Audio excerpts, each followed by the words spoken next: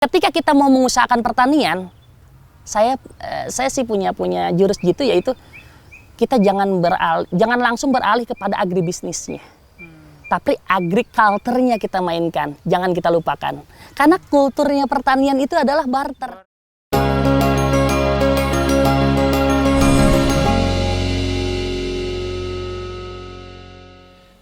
Jakarta yang menjadi ibu kota negara, pusat bisnis, politik dan budaya, nyaris kehabisan lahan terbuka untuk penghijauan. Gedung-gedung tinggi mendominasi hampir di setiap sudut kota. Menyikapi kondisi ini, seorang pemuda asal Jagakarsa, Jakarta Selatan bernama Ahmad Fahrizal bergerak menghijaukan daerah sekitar tempat tinggalnya melalui dunia pertanian. Usaha yang sudah berlangsung sejak tahun 2011 ini tak lantas berjalan mulus. Fahrizal sempat jatuh bangun mempertahankan cita-citanya. Nah Sobat Agri, sekarang saya udah sama Bang Rijal. Bang Rijal ini juga nih selain jadi petani, beliau juga ini core wheel-nya Duta Petani Milenial DKI Jakarta. Bang Rijal. Iya Pak. Dulu gimana nih ceritanya dari 2011 itu awalnya pekerja di Dinas Pertanian DKI Jakarta, tahu-tahu mutusin berhenti gitu, mending jadi petani beneran gitu. Kenapa tuh Bang? Iya, dulunya memang saya sebagai penyuluh pertanian DKI Jakarta. Tahun 2007 sampai dengan tahun 2011. 5 tahun saya bekal menjadi penyuluh. Tapi di situ ada rasa ketidakpuasan, karena memang kita nggak nyoba langsung gitu. Ketika saya menjadi petani itu ada rasa kepuasan tersendiri. Yang pertama mungkin karena adanya peluang di situ. Tidak ada yang mengupayakan di DKI Jakarta, anak mudanya masih jarang. Kemudian ketika kita konsen itu banyak pihak yang menyayangkan kenapa jadi petani gitu. Yang kedua karena memang kita senang, hobi. Dari mulai sekolah, di sekolah pertanian saya sudah mulai hobi dengan bidang pertanian gitu. Karena memang nggak tertekan gitu. Kemudian juga nggak ada batasan kita waktu dan sebagainya. Yang ketiga adalah ada figur. Di Jakarta itu jarang ada figur anak muda yang mau mengusahakan pertanian. Dari situ kita mau mengabdikan diri untuk menjadi petani aja lah, dibanding di dinas itu. Terus waktu itu ada dilema nggak di keluarga misalkan, kenapa harus keluar gitu? Ada dilema nggak gitu, pertentangan gitu Pak? Pastilah Pak. Jadi kalau untuk di keluarga itu memang dilihatnya dari motif ekonomi. Ketika dulu saya menjadi penyuluh pertanian itu ada penghasilan bulanan yang kita dapatkan rutin, tetap. Tapi kalau jadi petani, siapa yang mau gaji? Lahannya di mana di Jakarta? Kemudian ketika saya jadi petani, itu memang nggak semudah itu. Memang saya dihantam dengan 3 tahun pertama itu tidak punya penghasilan. Sadis ya. Tidak punya penghasilan yang menetap gitu. Apalagi tahun pertama itu, tahun itu masa-masa sulit, kita produksi sayuran itu sampai satu ketika sayur kita panen semua berbarengan, kemudian tidak ada pasar, akhirnya kita jadikan kompos semua. Wah, sedih sekali itu. Karena memang nggak ada pemasaran, nggak ada pengalaman untuk pemasaran.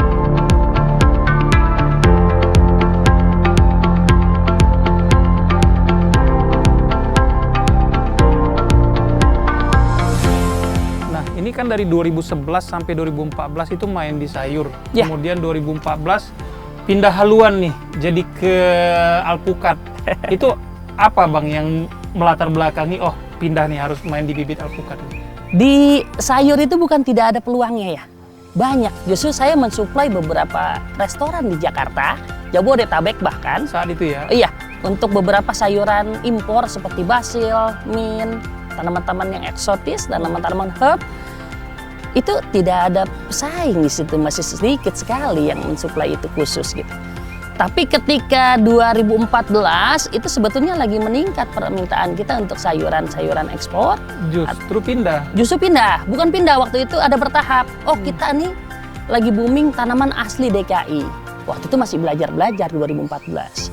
2015, 2016 sudah mulai supply itu. Kita bikin kelompok tani itu di situ. Kita buat kelompok tani karena berbekal dulu menjadi penyuluh pertanian. Nah, saya merekrut teman-teman lingkungan sekitar untuk menjadi petani, untuk membentuk suatu kelompok tani.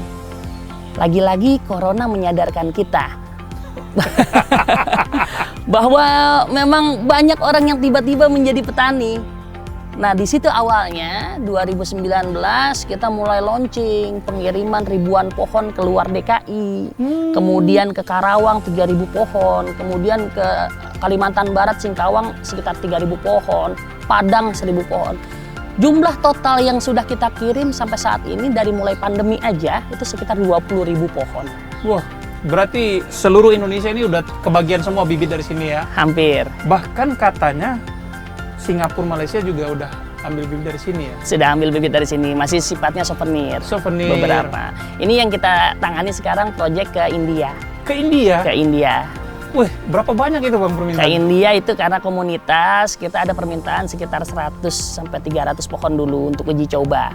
Dan saya udah konsultasi dengan pihak karantina, Kementerian Pertanian, yaitu memang larangannya untuk ke India tidak boleh bawa tanah. Oh, mereka tidak terima Tidak. tanaman pakai tanah. Jadi cutting berupa akar gitu.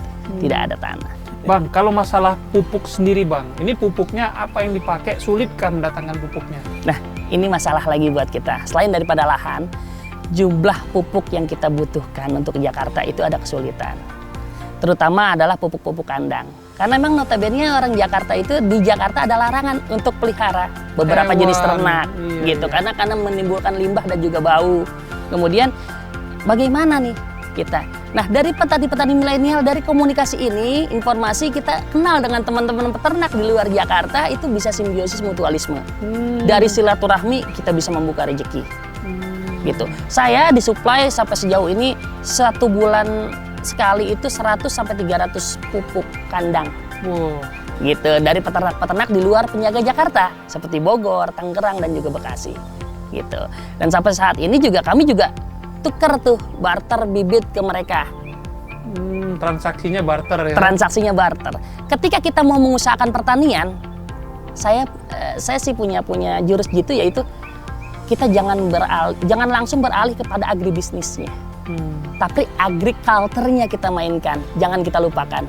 Karena kulturnya pertanian itu adalah barter. Barter ya. Kulturnya pertanian adalah gotong royong. Sobat Agri. Kulturnya pertanian adalah silaturahmi, ngopi kita bareng-bareng. Nah, di saat ngopi itu udah nggak ada harga yang membatasi kita. Itu. Setuju. Nah, ini satu lagi kendala yang biasa menjadi momok menakutkan bagi milenial untuk terjun di dunia pertanian. Pemasaran, Bang. Nah, kalau pemasarannya ini gimana? Masih door to door atau sudah digitalisasi? Baik. Kalau untuk pemasaran, kami karena hidup di Jakarta, melihat dari permintaan awalnya. Ketika permintaan baru kita produksi. Jangan terbalik. Jadi selama ini kita berusaha tani itu produksi dulu, baru nanti pemasaran berikutnya, itu yang salah. Kejadian waktu sayur dulu ya? Betul, beberapa harga tomat turun, kemudian buah naga turun, harganya di jalan banyak dibuang-buang, salah. Kalau kita beralaskan berangkat berdasarkan permintaan, insya Allah produk kita tidak akan sia-sia. Itu yang pertama. Yang kedua adalah untuk masalah pemasaran, konsepnya adalah mau memposting. Kalau sekarang kita di era digitalisasi. Media sosial ya? Media sosial. Oke. Posting bagi saya bukan sekedar share-share yang tidak jelas. Posting bagi saya juga ada berpikiran positive thinking. Posting itu kebanyakan positive thinking. Jadi gini, ketika kita usaha sejenis, ada teman kita yang mau usaha sejenis, jangan bernegatif thinking. Ayo kita sama-sama bermitra. Gitu. Posting juga ketika kita posting dengan harga sekian, oh harganya kemahalan, kita jadi minder. Nggak ada seperti itu. Penetapan harga berdasarkan harga pokok produksi HPP-nya. Kan kita hitung seperti itu. Kemudian yang ketiga adalah pemasaran, itu menurut saya adalah silaturahmi. Bagaimana orang tahu kita produksi ini? Ada orang yang cari di satu sisi, ada orang yang produksi, dan ini ada informasi di dalamnya. Informasi ini yang kadang sekarang jadi mahal, jadi langka. Itu ya. Itu proses pemasaran di situ. Kami bergerak di situ, Bang. Kemudian kami bergerak sekarang malah kewalahan di pemasaran. Kewalahan maksudnya gimana? Kewalahan di produksi. Oh, Pemasaran sudah banyak, tapi produknya Bang lihat ini jauh daripada sedikit. Ini keteter Bang kita. Harusnya ini sudah pemasaran. Keteteran memenuhi permintaan orang? Betul, karena ini pakai waktu kan. Tidak langsung bisa, ini 3 bulan baru kita bisa jual. Nah, ini yang menarik lagi Sobat Agri, Bang Rijal ini bekerja tidak sendiri, tapi yang uniknya melibatkan siapa Bang? Kami di sini bekerja bersama keluarga kami, Bang. Keluarga besar ya? Keluarga tani. Kami menyebutnya keluarga tani. Itu udah sangat langka. Tapi sekarang banyak kita temukan bahwa orang-orang tua, nah kalau bisa sekolah Jangan yang jadi pintar petani. jangan jadi petani. Udah kehilangan semangat untuk menjadi petani. Dilema itu dilema. Tapi orang tua saya tidak. Nah, belajar yang pintar, kembangin pengetahuan kamu, jadilah ya apa yang kamu mau. Kan begitu. Ketika saya mau jadi petani, orang tua dukung dengan penuh. Ayo, kalau memang yakin menjadi petani, Bapak berhenti kerja. Wah, Ya, sampai segitunya. Sampai Bapak berhenti kerja, kemudian saya berhenti kerja. Konsekuensinya cuma satu. Dapur keluarga harus tetap ngebul. Gimana caranya?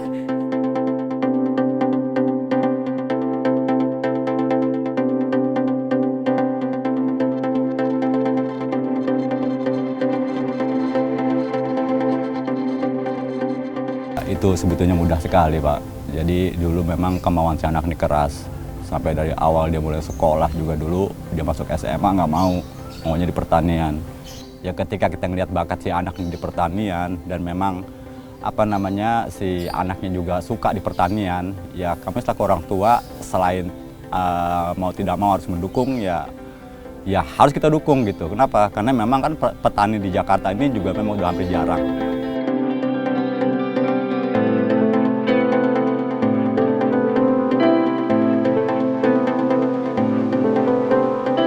Ya, teman-teman, ini tahapan pertama kita dimulai dengan tahapan pemilihan dan pencucian biji. Seperti ini biji yang kita dapatkan dari supplier teman-teman kita di pedagang buah ataupun pengusaha buah di Jakarta. Ini yang kita cuci, kemudian dari bahan tanam ini nanti kita lakukan perendaman dengan fungisida untuk menghindari serangan jamur, dan setelah pencucian ini baru kita ke persemaian. Ayo kita lihat. Ini wadah kita persemaian. Kita menggunakan wadah sekam dan juga tanah. Kemudian nanti kita susun di sini persemaiannya sampai dengan tahapan 1 bulan setelah semai. Ini sudah siap kita pindahkan. Ini ada beberapa teman-teman yang tidak tumbuh, nanti akan tertinggal di sini. Yang tidak tumbuh, kemudian bijinya rusak. Ini adalah seleksi tahap kedua. Gitu. Nah ini kita tidak bawa ke pindah tanam. Setelah dari persemaian wadah seperti ini, kami pindahkan ke ini. Nah, ini kita pindahkan ke media tanam seperti ini, individu tanaman. Nah, di dalam wadah seperti ini kita tunggu sampai 1 bulan ke depan. Ini sudah berusia 1 bulan. Nah, 1 bulan ke depan itu nanti dia sudah siap disambung pucuk. Nah, setelah sampai saat ini kita rawat dia sampai dengan 1 bulan ke depan. Kemudian jadinya seperti ini. Nah, ketika seperti ini sudah tandanya tanaman sudah siap disambung pucuk. Hingga cukup seperti ini. Ini usia tanaman udah sekitar 2 bulan setelah tanam. Tuh, nanti kita pilih yang batang-batangnya besar, yang sudah siap disambung, kemudian kita sambung dengan varietas-varietas tertentu.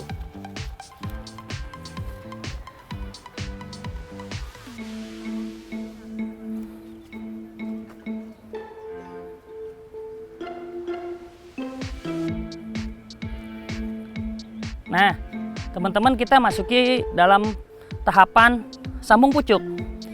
Jadi setelah 2 bulan setelah semai tadi, ini kita lakukan penyambungan, di mana batang atasnya itu kita ambil dari pohon yang sudah berbuah. Kemudian batang bawahnya tadi, persemaian tadi. Kita tidak tahu varietasnya apa, tapi batang atasnya itu varietas Cipedak, varietas unggulan DKI Jakarta. Nah, ini kita tunggu proses ini selama 2 bulan di persemaian seperti ini atau sambung pucuk seperti ini. 2 bulan setelah ini baru nanti bibit sudah siap dibuka sungkup. Dibuka sungkupnya. Nah, ini daun-daunnya sudah mulai bermunculan seperti ini. Nah, setelah 2 bulan setelah tanam, setelah sambung pucuk, apabila ada tunas-tunas yang tumbuh di sekitar bawah sambungan, itu perlu kita buang. Ini kita buang. Ini menghindari persaingan makanan. Kita pertahankan pucuk atasnya aja. Ketika ada tunas-tunas yang tumbuh di bawah, itu perlu kita buang. Nanti fokusnya ke bagian atasnya aja. Ya. Setelah proses ini, kita bisa langsung melihat proses berikutnya, yaitu bibit sudah siap dijual, dipasarkan. Yuk, sama-sama.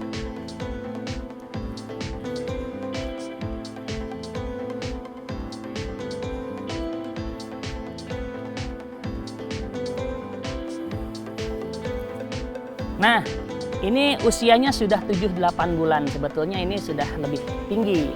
Ada lagi yang 3-4 bulan di sana. Ini sudah diganti polybag yang agak besar, sekitar polybag 35. Dan ini akan kita persiapkan untuk permintaan ke Lampung, 250 pohon. Ini bibit alpukat Cipedak usia 7-8 bulan. Seperti ini ada 250 pohon. Ini kemudian barisan sebelah situ dan sebelah sana.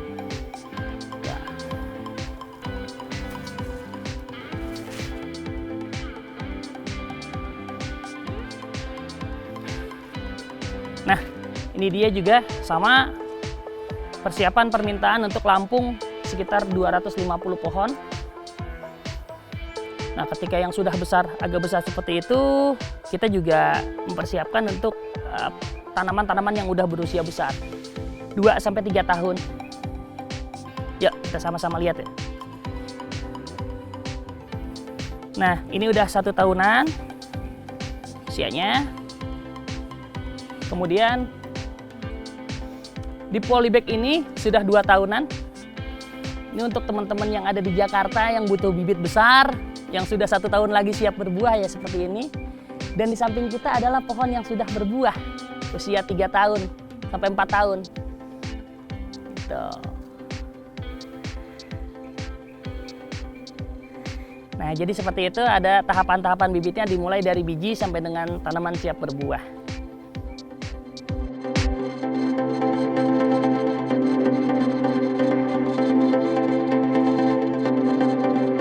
Bagi kamu milenial di luar sana yang masih ragu untuk bertani, coba lihat deh, dengerin apa kata Bang Rijal tadi. Dunia pertanian itu sungguh mengasihkan dan hasilnya pun gurih. Jadi jangan tunggu lama lagi, mulailah dari sekarang. Sampai bertemu di episode selanjutnya.